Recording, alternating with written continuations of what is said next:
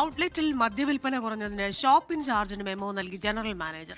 കണ്ണൂർ പാറക്കണ്ടി ഷോപ്പിലെ ഷോപ്പ് ഇൻചാർജിനാണ് മെമ്മോ ലഭിച്ചത്. കോഴിക്കോട് ജില്ലാ പരിശോധനാ വിഭാഗം നൽകിയ റിപ്പോർട്ട് പ്രകാരമാണ് മെമ്മോ നൽകിയത്.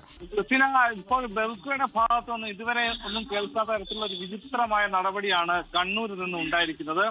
ഇതിൽ ഏറ്റവും പ്രധാനപ്പെട്ട കാര്യം, കണ്ണൂരിലെ ഒരു ഔട്ട്ലെറ്റിലെ ഒരു ജീവന അവിടുത്തെ ഇൻചാർജ് ആയിട്ടുള്ള ബീവറേജ് ഔട്ട്ലെറ്റ് ഇൻചാർജുള്ള സുധീഷിനാണ് ഒരു നോട്ടീസ്, കുറ്റാരോപണ പത്രിക അല്ലെങ്കിൽ ഇത് സംബന്ധിച്ചുള്ള ഒരു notice memo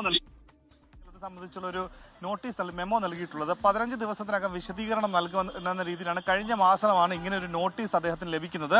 ബെവ്കോയുടെ general മാനേജറായിട്ടുള്ള Helena Thomas ആണ് ഇങ്ങനെ ഒരു നോട്ടീസ് ഇയാൾക്ക് നൽകിയിട്ടുള്ളത്. ഈ നോട്ടീസ് പറയുന്നത് 2023 ഫെബ്രുവരി മുതൽ 2024 ജനുവരി വർഷത്തെ വിൽപ്പനയും 2024 ഫെബ്രുവരി മുതൽ 2025 ജനുവരി വർഷത്തെ വിൽപ്പനയും താരതമ്യപ്പെടുത്തുമ്പോൾ ഈ ഷോപ്പിൽ വലിയ വിൽപ്പനയുടെ കുറവ് സംഭവിച്ചു എന്നാണ് പറയുന്നത്. അതായത് 10.16% മദ്യവിൽപ്പനയുടെ കുറവ് കണ്ടെത്തിയെന്നാണ് നിലവിൽ കോഴിക്കോട് ജില്ലാ പരിശോധന വിഭാഗത്തിന്റെ കഴിഞ്ഞ വർഷം നവംബർ മാസം നടത്തിയ പരിശോധനയിൽ വ്യക്തമായിട്ടുള്ളത്.